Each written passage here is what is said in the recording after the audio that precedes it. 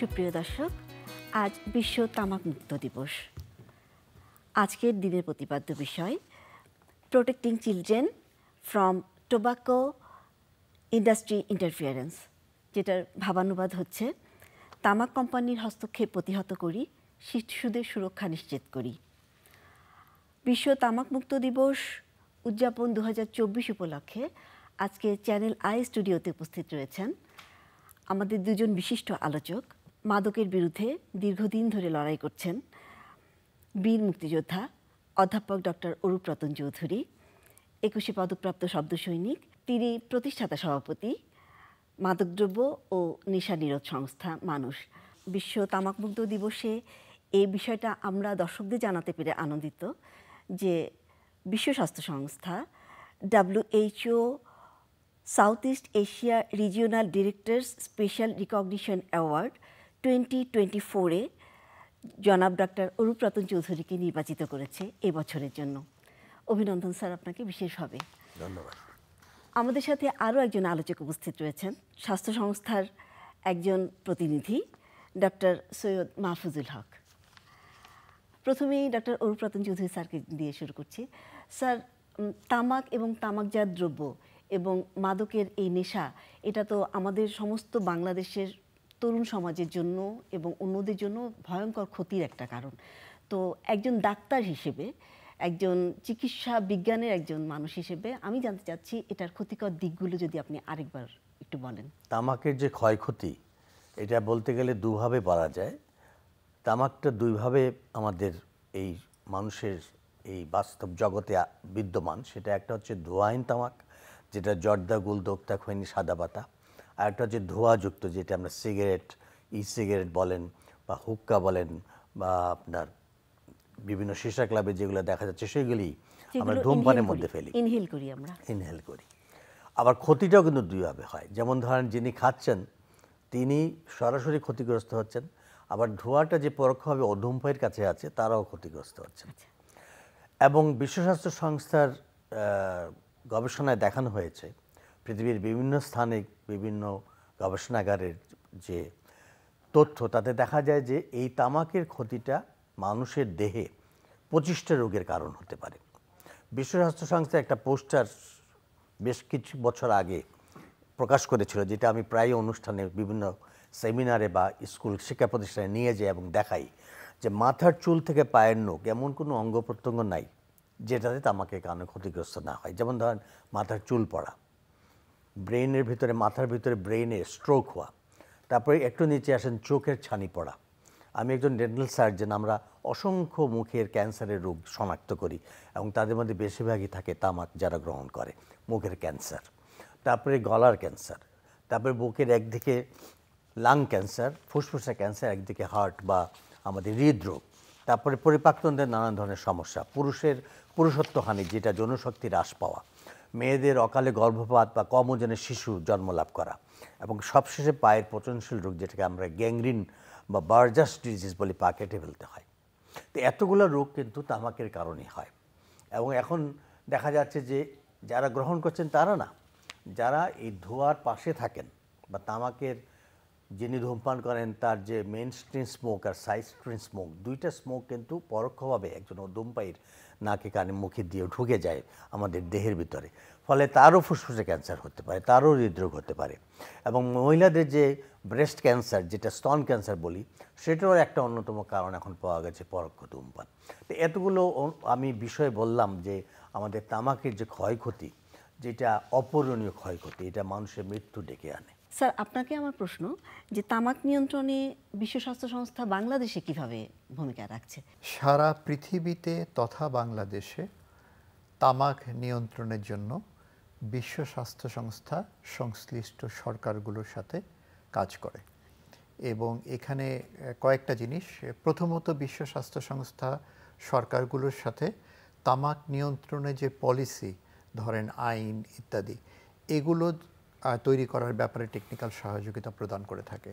এবং দ্বিতীয় যেটা, সেটা হলো যে আইন যখন তৈরি হয় অথবা যখন নীতিমালা তৈরি হয়, এটাকে প্রয়োগ করার জন্য যে টেকনিক্যাল সহযোগিতা, সেটা প্রদান করে থাকে।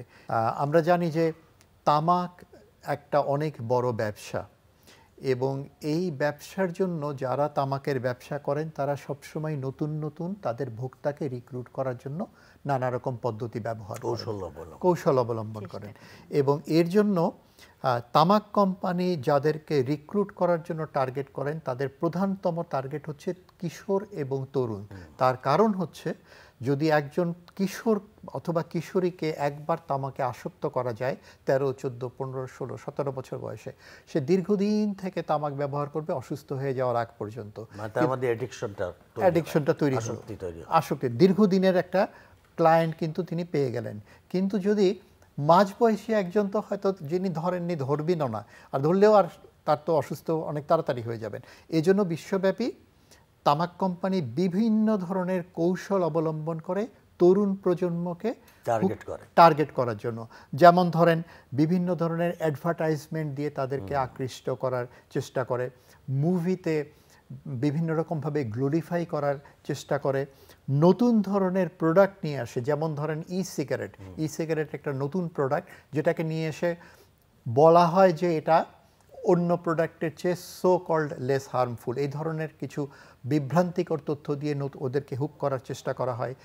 বিভিন্ন ধরনের প্রোগ্রাম স্পন্সর করা হয়, ট্যালেন্ট হান্ট এই ধরনের প্রোগ্রাম স্পন্সর করা হয়, ফ্রি সিগারেট দিয়ে ওনাদেরকে হুক করা হয়। এই নানা রকমভাবে হুক করার চেষ্টা করে। এই বছরের প্রতিপাদ্য হচ্ছে পলিসি মেকার, সমাজ এবং তরুণদেরকে এই ব্যাপারে সচেতন করা যে কিভাবে তামাক ইন্ডাস্ট্রি আমাদের তরুণ সমাজকে হুক করার চেষ্টা করছে, এটাকে সামনে নিয়ে আসা এবং তরুণদের ভয়েস রেইজ করা। তরুণরা নিজেরাই বলবেন যে আমরা আর তামাক কোম্পানির শিকারে পরিণত হতে চাই না। স্যার, যে কথাটা ডক্টর মাহফুজুল হক উল্লেখ করলেন যে নতুন নতুন টার্গেট গ্রুপ তৈরি করা হয়, যেমন শিশুদেরকে, কিশোরদেরকে বিভিন্নভাবে আকৃষ্ট করা হয়, তো এরকম যখন নতুন টার্গেট গ্রুপ নির্ধারিত হয় তখন সে ব্যাপারে বেসরকারি সংস্থাগুলো কিংবা আপনারা যারা কাজ করছেন তামাক বিরোধী মানুষের ভূমিকা, এই সব সংস্থাগুলোর ভূমিকা নিয়ে আমি জানতে চাচ্ছি একটু। আসলে আমাদের যে সংগঠন মানুষ মাদকদ্রব্য নেশা নিরোধ সংস্থা, আমরা কিন্তু প্রথম থেকেই যখন আমাদের 1989 সালে আমরা এটা শুরু করি তখন কিন্তু স্কুল থেকে আমরা প্রোগ্রামটা করি। মানে আমাদের টার্গেট হচ্ছে স্কুল চিলড্রেন, মানে তাদের স্কুলে গিয়ে গিয়ে তাদের সামনে এই ক্ষতিকর দিকগুলো আমরা তখন থেকে মাল্টিমিডিয়া প্রেজেন্টেশনে দেখাতাম। সিইং ইজ বিলিভিং, মানে শিশুরা যেটা দেখে সেটা কিন্তু বিশ্বাস করে। এখন ধরেন আমি স্কুল যখন প্রোগ্রামে যাই তখন একটা সুস্থ ফুসফুসকে দেখাই, ধূমপান করলে এই ফুসফুসের অবস্থা কীরকম আলকাত্রা মতো কালো রং হয়ে যায় সেটা দেখাই। অর্থাৎ তারা দেখে বিভৎস দৃশ্যটা দেখে বিশ্বাস করে এবং ভয় পায়। এখন যেমন সিগারেটের প্যাকেটে আপনার তামাকতন্ত্র আইনের মধ্যে আছে পিকটোরিয়াল ওয়ার্নিংস, যে ফুসফুসের ক্যান্সারের ছবিটা কিন্তু এখন সিগারেটের প্যাকেটে দেওয়া হয়, এবং লিভার ক্যান্সার, তারপরে আপনার হার্ট ডিজিজ, ব্রেন স্ট্রোক, এগুলো ছবি দেওয়া হয়, কম ওজনের শিশুর ছবি দেওয়া হয়। কেন? কারণ এটা মনস্তাত্ত্বিক। এটা দেখুন ধূমপায়ী দেখে একবার সিগারেটের প্যাকেটটা খোলার সময়, তখন কিন্তু তার নক করে তার মাথায় যে এটা আমারও হতে পারে, ফলে সে খাওয়ার জন্য আর আগ্রহ প্রকাশ করে, আস্তে আস্তে ছেড়ে দেয়। পৃথিবীর উন্নত বিশ্বে কিন্তু এটা প্রমাণিত হয়েছে। তো আমরা সেইভাবেই ছেলে মেয়েদেরকে ওইভাবে আমরা মানে অ্যাওয়ারনেসটা বিল্ড আপ করি যে দেখো সিগারেট খেলে তোমার হয়তো কোনো একদিন বন্ধু তোমাকে একটা অফার করবে যে চল আজকে একটা সিগারেট খাওয়া যায়। এগুলো তো অ্যাকচুয়ালি পিয়ার গ্রুপ প্রেশারে বেশি হয়, বন্ধুবান্ধবের প্ররোচনা হয়, কোনো একটা শুভ দিনে বা কোনো একটা সেলিব্রেশন, তারা পার্টি দিচ্ছে, তারা বললো আজকে একটু সিগারেট খাই বা একটু মাদক গ্রহণ করি, আর তো করবো না। কিন্তু ওইটাই কিন্তু ডেঞ্জার তার জন্য। এই জন্য আমরা বলি মানে ধূমপানকে না বলতে হবে। অর্থাৎ তোমাকে যখন বন্ধুটা অফার করবে তুমি তাকে না বলবে। এই না কেন বলবে সেটি আমরা সায়েন্টিফিক্যালি কী কী ক্ষতি হয় সেগুলো আমরা দেখাই। এটা আমাদের মানুষের কার্যক্রম প্রথম থেকে। তার থেকে মানুষ কিন্তু খুব সচেতন হয়েছে। তো এইভাবেই কিন্তু আমরা এখন বিভিন্ন ধরনের এখন ধূমপান তামাক বিরোধী সংগঠন আছে বাংলাদেশে, আমরা সবাই মিলে কিন্তু কাজ করছি। কারণ আমাদের টার্গেটটা হচ্ছে মাননীয় প্রধানমন্ত্রী জয়ন্তী শেখ হাসিনা ঘোষণা যে 2040 সালের মধ্যে বাংলাদেশকে তামাকমুক্ত করা, এবং সেই কাজে এই বিভিন্ন এনজিও যারা আমরা কাজ করছি তাদের সঙ্গে আমরা সরকারের সঙ্গে সহায়তা করছি যাতে করে আমরা এই 2040 সালের মধ্যে বাংলাদেশে তামাকমুক্ত করতে পারি। আমি স্যারের কাছে আরেকবার আসতে যাচ্ছি, স্যারের কথার সূত্র ধরে যে 2040 সালে মাননীয় প্রধানমন্ত্রী ঘোষণা করেছেন পুরো বাংলাদেশ তামাকমুক্ত হবে। তো আপনি আপনার বক্তব্যেই বলেছেন যে আমাদের এখন অনেকভাবে এটাকে প্রমোট করা হয়, শিশুদেরকে টার্গেট করা হয়, দেখা হয় যে বিভিন্ন নাটকে, বিভিন্ন ওয়েব সিরিজে, টেলিভিশনে, সিনেমাতে আমরা দেখি যে একটা মাদক গ্রহণ করছে কিংবা সিগারেট নিচ্ছে, তাকে একটা হিরোইক একটা আবহ দেয়া হয়, ফলে কি হয়, বাচ্চাদের মধ্যে আকৃষ্ট হওয়ার প্রবণতাটা বাড়ে। তো এ ব্যাপারে আমার মনে হয় যে বিশ্ব স্বাস্থ্য সংস্থা এবং অন্যান্য সংস্থাগুলো এই ব্যাপারগুলোতে প্রচণ্ড কাজ করছে বাংলাদেশে, এবং আপনি যেটা বললেন যে বেসরকারি সংস্থাগুলোকেও রিলেট করছে। তো এ ব্যাপারে আরও কি কি ভূমিকা নেওয়া যেতে পারে বাংলাদেশের পরিপ্রেক্ষিতে? Framework convention on tobacco control, এটা একটা আন্তর্জাতিক চুক্তি এবং বাংলাদেশ এই চুক্তিতে প্রথম স্বাক্ষরকারী দেশ, এবং এই জন্য আমরা সবসময় গর্ব করি। তামাকের চাহিদা এবং যোগান নিয়ন্ত্রণের কিছু কৌশল বলা আছে, এবং যে কোনো দেশ যদি এই কৌশলগুলোকে যথাযথভাবে অ্যাডাপ্ট করে তাহলে পরে তামাক নিয়ন্ত্রণ হবে। আমি খুবই সংক্ষেপে শুধুমাত্র নামগুলো বলছি। প্রথম যে কৌশলটা সেটা হচ্ছে যথাযথ কর আরোপের মাধ্যমে তামাকজাত পণ্যের দাম বাড়িয়ে দেওয়া। কারণ যদি দাম বাড়িয়ে দেয়, এটা হচ্ছে সবচেয়ে কস্ট ইফেক্টিভ। দুটো জিনিস হয়, দাম বাড়লে পরে কনজাম্পশন কমে, সেই সাথে রেভিনিউ বাড়ে। সুতরাং আমাদের সামনে বাজেট 6 তারিখে বাজেট আসছে, আমরা আশা করি এই যে ফান্ডামেন্টাল একটা জিনিস, এটা রিফ্লেকশন আমরা দেখতে পাবো সামনের দিকে। দ্বিতীয় যেটা, সেটা হচ্ছে আমরা জানি যে বাংলাদেশের আইনেও কিন্তু পাবলিক প্লেস, পাবলিক ট্রান্সপোর্টে ধূমপান নিষিদ্ধ। এই আইনটাকে যথাযথভাবে প্রয়োগ করা, আইনটা আছে, এটার প্রয়োগটা, বিশেষ করে আমি যদি তরুণদের কথা বলি, শিক্ষা প্রতিষ্ঠান ধূমপান মুক্ত, এই আইনকে যথাযথভাবে প্রয়োগ করা। তৃতীয় যেটা, সেটা হচ্ছে স্যার অলরেডি বলেছেন যে আপনার প্যাকেজিং এবং লেবেলিং বাংলাদেশে এখন 50% আছে, আগের অন্যান্য দেশগুলো এগিয়ে গেছে, আরও স্ট্রঙ্গার আমরা যদি গ্রাফিক হেলথ ওয়ার্নিং আনতে পারি। চতুর্থ যেটা, সেটা হচ্ছে আমরা আজকে যেটা করছি পাবলিক অ্যাওয়ারনেস। এই জন্য আমরা মিডিয়াকে অসংখ্য ধন্যবাদ জানাই। সবাই মিলে যদি আমরা চেষ্টা করি তাহলে জনসচেতনতা বৃদ্ধি পাবে। এরপরে যেটা, সেটা হচ্ছে বাংলাদেশে কিন্তু বর্তমানে সকল ধরনের তামাকজাত পণ্যের অ্যাডভার্টাইজমেন্ট ব্যান্ড, আইন করে ব্যান্ড, কিন্তু আইনের ফাঁকগুলো কিছু কিছু আপনার অ্যাডভার্টাইজমেন্ট হয়, বিশেষ করে অনলাইন মিডিয়াগুলোতে, পয়েন্ট অফ সেলগুলোতে। এগুলোকে কঠোর হস্তে দমন করা, যাতে আমরা আইন যেন সবাই মেনে চলে, এটা নিশ্চিত করা। এবং এরপরে যেটা, সেটা যারা ছাড়তে চান তাদের জন্য কিছু ব্যবস্থা করা, এবং আমাদের ministry of health and family welfare তারা কিন্তু ইতিমধ্যেই ব্যবস্থা গ্রহণ করেছেন। আর যোগান নিয়ন্ত্রণের জন্য কতগুলো জিনিস আছে, সেটা হচ্ছে যে ইলিসিট ট্রেড যেটা হয়, স্মাগলিং, এগুলোকে দমন করা। দ্বিতীয় হচ্ছে, এটা খুব গুরুত্বপূর্ণ, বাংলাদেশের আইনে অলরেডি আছে, কোনো অপ্রাপ্তবয়স্ক নিকট তামাকজাত দ্রব্য ব্যবহার করা যাবে না, এবং তাদেরকে দিয়েও তামাক আর কি বিক্রি করানো যাবে না। এই আইনটার আরও যথাযথ প্রয়োগ, যাতে এটা সম্পূর্ণ হয়। আর last but not the least, যে যারা তামাকের সাথে যুক্ত, আমাদের যারা কৃষক ভাইরা আছেন, যারা এটা নিয়ে ব্যবসা করছেন, তাদের জন্য অল্টারনেট ব্যবস্থা দেয়া। সবগুলো যদি আমরা মিলিয়ে নীতিমালা যেটা আছে, বাংলাদেশে কিন্তু অলরেডি আমাদের ভালো আইন এবং নীতিমালা আছে, এটাকে আরও সমৃদ্ধ করে যদি আমরা প্রয়োগ করি তাহলে আমরা সফল হব ইনশাআল্লাহ। ডক্টর মাহফুজুল হক যে কথাটা উল্লেখ করলেন, যে ড্রাগ ডিলিংটা, অর্থাৎ শিশুদেরকে টার্গেট করছি আমরা, কিশোরদেরকে নিয়ে তাদের মাধ্যমে আমরা তামাকজাত দ্রব্য কিন্তু বিভিন্নভাবে বিক্রি এবং বাজারজাতকরণের ব্যবস্থাটা করছি। তো 2040 সালে মাননীয় প্রধানমন্ত্রী যেহেতু ঘোষণা দিয়েছেন যে বাংলাদেশ তামাক মুক্ত হবে, আমরা কতটুকু আশাবাদী? আমাদের ministry of health family welfare তারা কিন্তু একটা টাস্ক ফোর্সই আছে তাদের, এবং তামাক সেল করেছে তারা অলরেডি, এবং সেটা সারা নেশন ওয়াইড এটা কন্ট্রোলের জন্য সমস্ত প্রশাসনের সঙ্গে কাজ করছে। সুতরাং এটা একটা হিউজ ওয়ার্ক চলছে, বিশ্ব স্বাস্থ্য সংস্থা তার সঙ্গে সহায়তা করছে, এবং আমরা যারা এনজিও তারাও আমরা সরকারের সঙ্গে কাজ করছি। সুতরাং এটা অগ্রগতি হচ্ছে কিন্তু, এবং সেটাও একটা গবেষণায় দেখানো হয়েছে, যেটা ডিক্লাইন হয়েছে গিয়ে, যেটা ছিল আগে মানে 35-এ চলে আসছে, কিন্তু 43 ছিল আগে, 35-এ চলে আসছে। 8 বছরের মধ্যে কিন্তু অনেকখানি আমাদের কম হয়েছে তামাক গ্রহণের সংখ্যা। সেটা একটা পজিটিভ সাইড আমি বলতে পারি, যে এটা একটা শুভ লক্ষণ। আমরা যদি এইভাবে কাজ করতে পারি এবং কমিটমেন্টগুলো যদি এইভাবে পালন করার জন্য আমরা সবাই ঐক্যবদ্ধ থাকি, তাহলে অবশ্যই 2040 সালের মধ্যে আমরা সেটাকে অবশ্যই নিয়ন্ত্রণে আনতে পারবো। অনেক দেশও কিন্তু সেটা করতে পেরেছে, সমন্বিতভাবে আমরা কাজ করছি। আমাদের প্রায় মিটিং থাকে হেলথ মিনিস্ট্রিতে, আমরা যাই এবং সরকারের সেগুলো পদক্ষেপগুলো কীভাবে বাস্তবায়ন হচ্ছে সেগুলো ফলো আপ করা হয়। সুতরাং এটা আমরা অবশ্যই বলতে পারি যে অবশ্যই আমরা এটা আগামীতে আমরা তামাকমুক্ত করতে পারবো। সচেতনতা বৃদ্ধিটা কিন্তু সবচেয়ে বড় প্রয়োজন, এবং এটা যদি আমরা বেশি আরও করতে পারি আমাদের তরুণদের মধ্যে, এবং আমাদের যে ওয়েবসাইটগুলোতে, সেগুলোতে নাটক সিনেমায় যেভাবে এখন দেখানো হয়, এগুলাতে যদি আমরা একটু নিয়ন্ত্রণে আনতে পারি, তাহলে কিন্তু আমরা কার্যকর একটা মানে ফল আমরা পেতে পারি।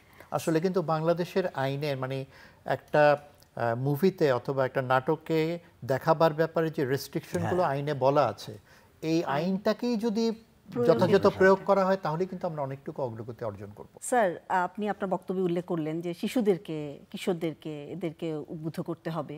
যে জিনিসটা নিজে ব্যক্তিগতভাবে আমি মনে করি যে বিদ্যালয়গুলোতে এ ব্যাপারে কি সচেতনতামূলক কার্যক্রম আরো বেশি আমরা চালাতে পারি কিনা। শিশুদের, কিশোরদেরকে, তরুণদেরকে উদ্বুদ্ধ করার জন্য আমাদের সচেতনতা প্রোগ্রামগুলোকে আরও আমরা বাড়াচ্ছি এখন। যেমন এই যে একটা বই দেখেন এখানে আমি লিখেছি, ধূমপান থেকে মাদকাসক্তি। এই ধরনের বই কিন্তু প্রতি বইমেলাতে আমার আসছে, এই সংক্রান্ত বই। এই বইগুলো কিন্তু আমি শুধু লিখে বসে থাকি না, এগুলো সমস্ত পাবলিক লাইব্রেরি, আমাদের সংস্কৃতি মন্ত্রণালয়ের অধীনে যে পাবলিক লাইব্রেরি আছে তার মধ্যে সমস্ত ডিস্ট্রিক্টে কিন্তু আমরা ছড়িয়ে দিচ্ছি। অর্থাৎ প্রতিটি স্কুলে বইটা চলে যাচ্ছে লাইব্রেরিগুলোতে। এক, 2 নম্বর হচ্ছে যে সচেতনতা কার্যক্রম যেগুলো মিডিয়াতে, সেগুলো আমরা নিয়মিতভাবে, এখন যেমন বিভিন্ন চ্যানেলে কিন্তু ধূমপানের উপরে কিছু কিছু যে ক্ষতিকর দিক সেগুলো কিন্তু যাচ্ছে, শর্ট ফিল্মগুলো। তো এগুলো একটা কার্যক্রম। আরেকটা বিষয় হচ্ছে যে আমরা কিন্তু শুধু স্বাস্থ্য মন্ত্রণালয়ের সঙ্গে কাজ করছি না, এটা কিন্তু যুব ক্রীড়া মন্ত্রণালয়, মহিলা শিশু বিষয়ক মন্ত্রণালয়, সমাজ কল্যাণ মন্ত্রণালয়, শিক্ষা মন্ত্রণালয়, বিভিন্ন মন্ত্রণালয়ের কোঅর্ডিনেশন করে কিন্তু আমরা কাজটা করছি। এবং স্কুলে যে ক্লাস হয়, তাদের যে ন্যাশনাল অ্যান্থেম হয়, তা সেখানে কিন্তু একটা ওই ধরনের একটা কর্মসূচি থাকে যে মাদককে না বলুন বা ধূমপানকে না বলুন, কেন সেটা না করবে সেটার তথ্যগুলো কিন্তু দেওয়া হয়। আরেকটা কথা দিয়ে শেষ করতে চাই যে মিডিয়াতে যেভাবে মানে ওটিটি প্ল্যাটফর্মে যেভাবে আসছে, সেগুলোর উপরেও আমরা এফডিসিতে চলচ্চিত্র যারা তৈরি করেন বা নাটক যারা তৈরি করেন তাদের সঙ্গে কিন্তু আমরা বসছি, যাতে করে তারা এই আইনটা সম্বন্ধে জানতে পারেন এবং তারা যেন যদি এটা দেখাতে চান তাহলে কি নিয়মটা পালন করবে সেটা যেন তারা সন্নিবিষ্ট করে। অনেক অনেক ধন্যবাদ স্যার, এটা এক চমৎকার একটা বিষয়। আমি আবার আসতে চাচ্ছি ডক্টর মাহফুজুল হকের কাছে। স্যার, বিশ্ব স্বাস্থ্য সংস্থা এই ব্যাপারে কতটা প্রায়োগিক দিকটা, আইনের ব্যাপারটা বিশ্বকে তামাক মুক্ত করার জন্য কতটুকু মানে সচেতনমূলক বিষয় প্রচারণা এটা চালাতে পারে, যেটা অরপ্রতন স্যার উল্লেখ করলেন আজকে? দুটো জিনিস, একটা হচ্ছে সচেতনতা আর একটা হচ্ছে আইনের প্রয়োগ। শুধু সচেতনতা দিয়ে হয় না। তো সুতরাং যেমনটি স্যার বলছিলেন যে বাংলাদেশে তথা বিশ্বে তথা বাংলাদেশে সচেতনতা বৃদ্ধির কাজগুলো কিন্তু চলছে, কিন্তু সেই সাথে প্রয়োগটা খুব ইম্পর্টেন্ট। এবং আমি বাংলাদেশ থেকে খুব চমৎকার আপনাকে একটা উদাহরণ দিই, সেটা হলো বাংলাদেশের লোকাল গভর্নমেন্ট অর্থাৎ বেশ কিছু পৌরসভা উদ্যোগ নিয়েছেন যে স্কুলের গেটের আশেপাশে তামাকজাত দ্রব্য বিক্রি হবে না, এবং ওনারা এনফোর্স করছেন। সুতরাং সচেতনতার সাথে সাথে যদি এনফোর্সমেন্ট, এই ধরনের এনফোর্সমেন্টগুলোকে সামনে নিয়ে আসা যায়, তাহলে পরে এই আমাদের যে উদ্যোগটা এটা আরও ফলপ্রসূ হবে। আমি উদাহরণস্বরূপ একটা সংগঠনের কথা বলছি, সেটা হচ্ছে বাংলাদেশ মেডিকেল স্টুডেন্ট সোসাইটি বলে একটা সংগঠন আছে। মেডিকেলের ছাত্রছাত্রীদেরই সংগঠন, বিভিন্ন মেডিকেল কলেজের ছাত্রছাত্রীদেরকে নিয়ে এই সংগঠনটা। অন্য আরও সংগঠন আছে, কিন্তু আমি একটা উদাহরণ হিসেবে বলছি। ওরা কিন্তু অন্য সমাজ গঠনমূলক কাজের সাথে সাথে তামাক নিয়ন্ত্রণেও সম্পৃক্ত হয়েছে, নিজেরা ট্রেন্ড হচ্ছে, তাদের প্রতিষ্ঠানগুলোকে তামাক মুক্ত করার জন্য উদ্যোগ নিচ্ছে। সুতরাং আমরা যদি সারা বিশ্বে তথা বাংলাদেশের তরুণ সমাজকে একবার একত্রিত করতে পারি, ওরা যদি বলে যে তামাক কোম্পানি আমি আর তোমার ফাঁদে পা দিব না, আমি আর তোমার দেয়া এই যে একটা প্রলোভন, একটা অলিক যে একটা, হ্যাঁ, এই যে আপনি হয়তো জানেন যে একটা ব্র্যান্ডের একটা খুব বিখ্যাত আন্তর্জাতিক বিজ্ঞাপন যিনি করছিলেন, তিনি পরবর্তীতে তিনি লাং ক্যান্সারে আক্রমণ হন এবং মৃত্যুর পূর্বে তিনি রিগ্রেট করেছেন যে আমি কেন এই কাজটা করেছিলাম, এই বিজ্ঞাপনটা আমি কেন করেছিলাম। তো সুতরাং দ্যাট ইজ দ্য রিয়ালিটি। তো এই রিয়ালিটি যদি তরুণদের মধ্যে যদি আসে, ওনারা যদি ভয়েস তোলেন, তাহলে that would be the best thing.